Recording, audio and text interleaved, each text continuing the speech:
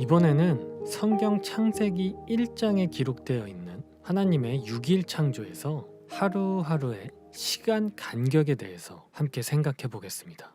자, 여러분, 하나님께서 6일 창조를 하셨을 때 시간 간격에 관한 이 해석은 신학자분들 사이에서도 두 가지의 주장이 있습니다. 첫 번째 주장은 1일이 우리가 지금 생각하는 24시간, 그 1일이 아니라 그때의 시간 계산은 달랐을 것이다. 그래서 아마 그때는 10년을 1년으로 계산했을 수도 있고 100년을 1년으로 계산했을 수도 있을 것이다. 다시 말해서 이때 시간 계산은 지금과 달랐을 것이다. 대략 이런 주장과 두 번째 주장은 문자 그대로 6일 창조에서의 그 하루하루가 우리가 알고 있는 24시간으로 된 똑같은 하루였을 것이다 라는 두 가지 주장이 있습니다. 여러분은 어떤 쪽으로 생각하고 계셨나요? 저는 개인적으로 두 번째 주장을 믿고 있습니다. 다시 말해서 지금 우리가 계산하는 24시간 이 하루와 똑같은 하루였다고 생각한다는 것인데요. 하지만 이 6일 창조를 제가 실제로 본 게 아니기 때문에 저도 뭐가 확실히 맞는지는 모릅니다. 하지만 저의 생각과 여러 교수님들의 서적과 세미나 자료를 이것저것 비교하고 나름 정리해 본 내용을 말씀드리겠습니다. 여러분의 생각에 도움이 되시길 바라겠습니다. 자, 먼저 창세기 1장 기록을 보겠습니다. 자, 기록을 보시면 하나님께서 첫째 날에 태초에는 시간, 천지의 천은 공간, 지는 물질로서 이 세 가지를 창조하시면서 하루의 정의를 규정하셨습니다. 그러니까 지구가 생기면서 하루가 생긴 것입니다. 여기서 우리가 집중해야 되는 것은 지구가 혼자서 한 바퀴를 돌면 하루가 되는 것을 밝혀주고 있는 것입니다. 자, 둘째 날입니다. 하나님께서 둘째 날에 궁창, 즉 대기권을 만드셨고 물을 궁창 위의 물과 궁창 아래의 물로 나누셨습니다. 근데 물을 창조하셨다고는 써놓지 않으셨어요. 아무튼 잘 생각해보면 액체 상태의 물과 대기는 생물이 살아가는데 꼭 필요한 것입니다. 그렇죠? 다시 말해서 이 대기권과 물이 존재하는 이 지구는 우주의 별들 중에 생명이 살 수 있는 가장 특별한 곳이라는 말이기도 합니다.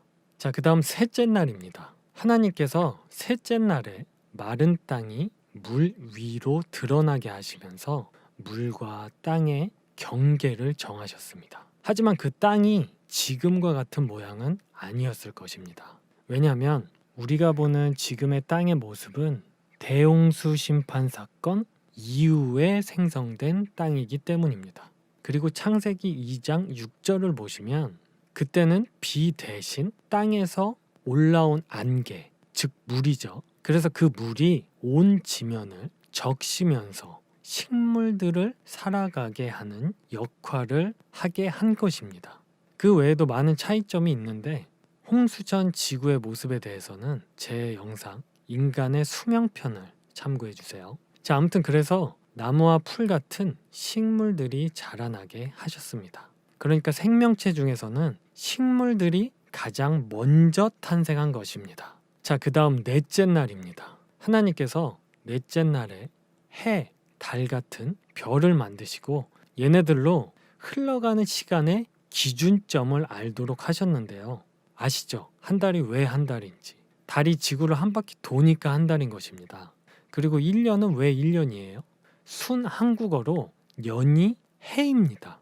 지구가 해, 즉 태양을 한 바퀴 돌면 한 해가 바꾸어 말하면 1년이 되는 것입니다. 아무튼 이런 식으로 별들로 하여금 시간이 흘러가는 것을 알도록 하시고 성경 곳곳에 등장하는 여러 징조를 나타나게 하실 때도 사용하시면서 이렇게 계절과 날과 해를 이루게 하셨습니다. 넷째 날에 대해서는 한 가지 좀 말씀드리고 싶은 것이 있습니다. 과학을 조금 아시는 분은 이 넷째 날 창조에 대해서 많이들 궁금해 하시는 부분이 있는데 그게 뭐냐면 지구에서 아주 멀리 있는 별들의 빛이 지구에 도착하는 시간은 엄청난 시간을 필요로 하는데 수만 광년 떨어져 있는 별의 빛을 지금 우리 눈에 보게 된다면 지구와 우주의 창조 연대가 성경과 다른 거 아니냐, 뭐 이런 질문이거든요. 이것을 과학적으로도 충분히 설명이 가능합니다만 과학적인 관점으로는 나중에 자세히 생각해 보도록 하겠고요. 이번 편에서는 성경적 관점, 즉 하나님의 관점에서 생각해 볼 수 있는 내용을 말씀해 드리겠습니다. 성경 창세기에서 하나님의 창조는 6일 만에 이루어졌고 현재까지의 우주 나이는 대략 6,000년 정도라고 밝혀주고 있습니다. 그래서 앞에 말씀드린 그 궁금증을 다시 정리하면 빛의 속도가 있는데 어떤 별들은 지구와 몇만 광년이 떨어져 있습니다.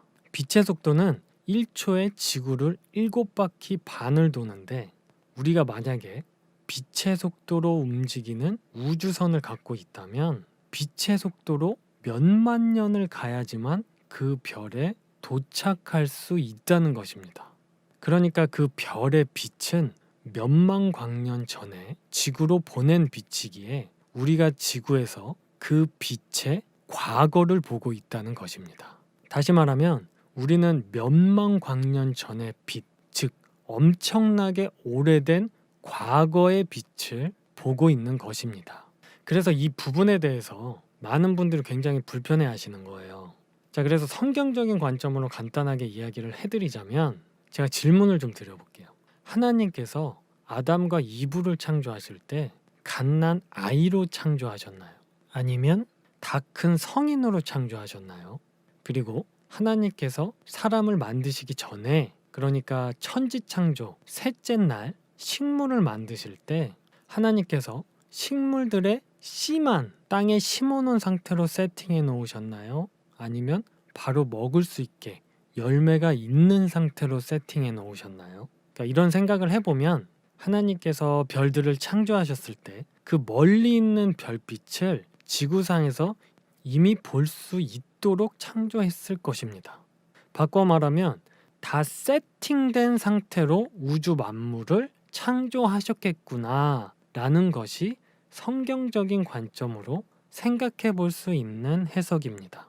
그리고 여러분, 빛을 만드신 분인데 그거 못 하시겠어요? 이걸 의심하시는 크리스천 분들은 하나님의 전능함을 의심하시는 것입니다.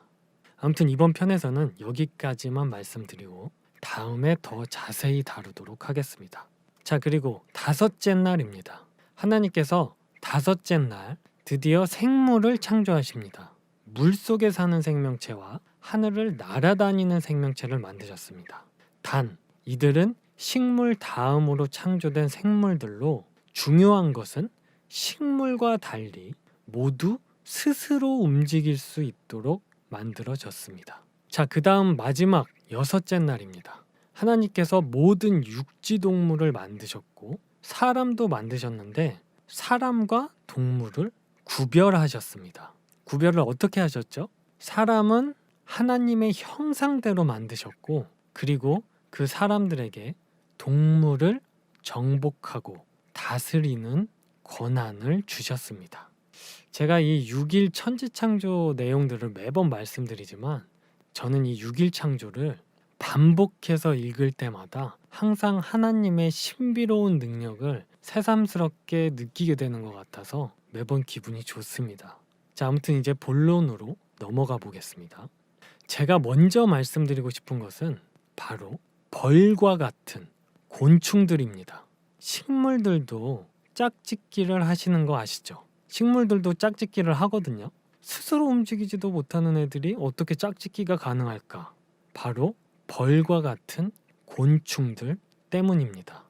이것을 가루바지라고 합니다. 가루바지란 수술해서 만들어진 꽃가루가 암술 머리에 묻히는 과정을 말합니다. 식물은 스스로 움직일 수 없기 때문에 누군가의 도움을 받아야 가루바지를 할 수 있습니다. 꽃이 크고 화려하며 꿀을 분비하거나 향기를 내보내는 이유는 곤충들을 유인해서 가루바지를 하려는 식물들의 전략 때문입니다. 쉽게 말하면 곤충들이 이 식물들의 사랑의 메신저 역할을 하는 것입니다. 아무튼 반드시 이런 과정이 있어야만 식물은 열매를 맺고 새 생명을 낳을 수가 있게 되는 것입니다. 근데 여러분, 곤충이 언제 만들어졌죠? 다섯째, 여섯째 날 만들어졌습니다. 즉 식물이 만들어지고 이틀 뒤부터 곤충이 만들어졌다는 것입니다. 그러면 만약에 이때 하루가 지금처럼 24시간이 아니라 간격이 매우 길었다면 식물들이 그 기간 동안 어떻게 됐을까요? 아마 가루바지를 하지 못해서 열매를 맺지도 못했을 수도 있고 새 생명을 낳을 수도 없었을 수도 있습니다. 하지만 그 하루가 지금과 똑같은 하루라면 가능했을 것입니다. 자, 그리고 이건 많은 교수님들이 이미들 많이 말씀하신 내용이지만 혹시나 모르시는 분들도 있을 수 있으니까 말씀드리겠습니다. 창세기 아담부터 노아까지의 족보를 보시면, 자, 여기 이름 옆에 써 있는 게 그 사람의 수명이고 괄호 안에 있는 숫자가 그 다음 아들을 낳은 나이입니다. 만약에 1년을 10년으로 계산해서 수명을 계산하면 아담은 93살, 셋은 91살, 에노스는 90살, 뭐 이런 식으로 얼추 현재 인간의 평균 수명과 크게 다르지 않으니까 믿을만해지는 느낌이죠. 그래서 문제가 해결되는 것 같은데 아이를 낳은 나이를 계산해서 보면 이상해요. 그러니까 이런 식으로 계산하면 아담은 13살 때 아들을 낳고 셋은 10살 때 낳고 에노스는 9살에 낳고 심지어 게나는 7살에 낳고 마할랄레는 6살에 아들을 낳아야 돼요. 그러면 문제가 해결되는 게 아니라 문제가 더 심각해진 것 같은 느낌이 오시죠? 여러분, 성경을 문자 그대로 믿는 것에 대해서는 아직도 이 기독교 안에서도 말들이 아주 많습니다. 하지만 저는 개인적으로는 문자 그대로 믿기로 했습니다. 그 나름 이유가 있는데요. 여러분, 만약에 우리가 성경을 문자 그대로가 아니라 나름대로 인간이 혹은 본인이 갖고 있는 상식 수준에서 다르게 해석해서 믿으면 하나님께서 어떻게 생각하실까? 이런 생각 해보신 적 있으신가요? 없으신가요? 예전에 그 창조과학 교수님인 김명현 교수님이 이런 말씀을 하셨는데요. 자, 예를 들면 이런 거예요. 성경에서 하나님께서 창세기 1장에 6일 동안 모든 것을 창조했다고 분명히 기록을 해놓으셨는데 우리가 그것이 우리가 알고 있는 하루가 아니라 긴 시간이었을 것이다 라고 우리가 나름대로 해석해서 믿고 살았어요. 근데 그렇게 믿고 잘 살고 있다가 이제 우리가 죽은 거예요. 그래서 하나님을 만나 뵙게 된 거예요.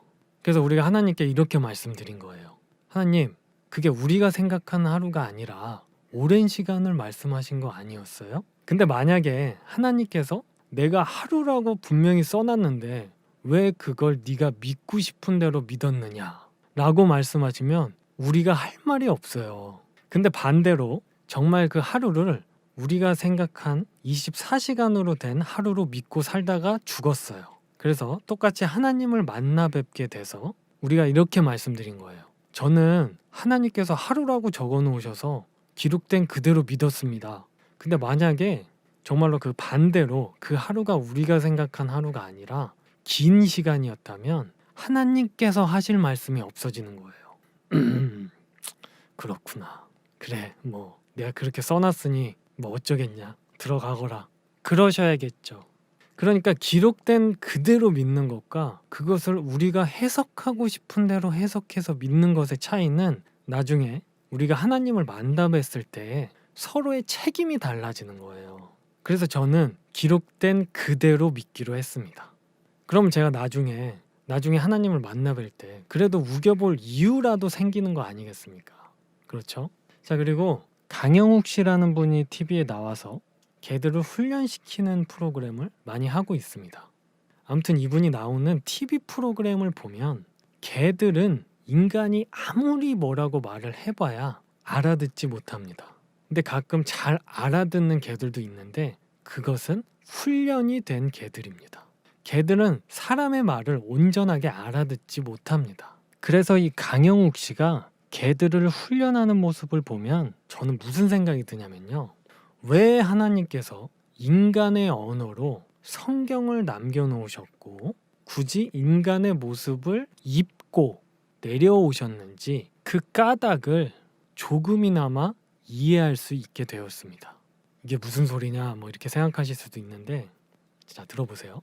이 강영욱 씨가 개들을 훈련하는 모습을 자세히 보면 이분은 개들의 언어를 아주 자세히 알고 있다는 것을 우리는 알 수 있습니다.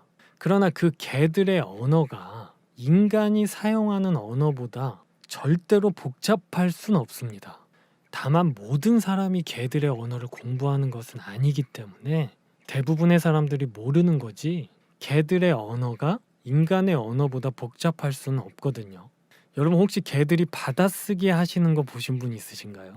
아니면 개를 앞에 앉혀놓고 야, 내가 오늘 여자친구랑 헤어졌어. 그녀가 내 진심을 알아주지 않아. 이렇게 얘기한다고 그 녀석이 그 내용을 온전히 알아들을 수 있을까요? 없습니다. 그래서 이 훈련사는 인간의 언어보다는 단순하지만 개들의 언어로 개들과 소통을 하는 거예요. 근데 이걸 보니까 왜 성경을 남겨주셨고 왜 예수님께서 굳이 인간의 몸을 입고 오셨는지 그게 조금 이해가 되더라고요. 만약에 하나님께서 하나님의 언어로 우리에게 말씀을 하시면 우리는 사람의 말을 듣고 있는 동물이 된 것처럼 눈만 꿈뻑꿈뻑거리면서 절대 그 하나님의 언어를 알아들을 수가 없을 것입니다. 우주 만물을 창조하신 그 전능하신 분이 인간이 사용하는 아주 단순한 언어를 사용하실까요? 절대 그렇지 않을 것입니다. 전능하신 하나님에 비하면 아주 미등하고 보잘것없는 지능을 갖고 있는 인간의 수준에 맞게 소통하시기 위해서 우리가 알아들을 수 있는 언어로 눈높이를 낮추셔서 성경을 남겨주셨고, 그리고 그 하나님께서 인간과 인간의 방법으로 소통하시기 위해서 굳이 인간의 몸을 입고 낮은 곳으로 오셨을 수도 있겠다는 것입니다.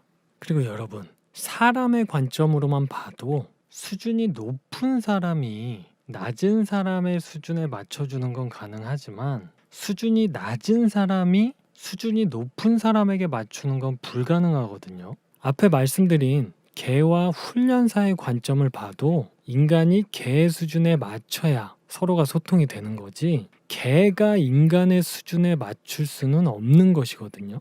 그렇죠?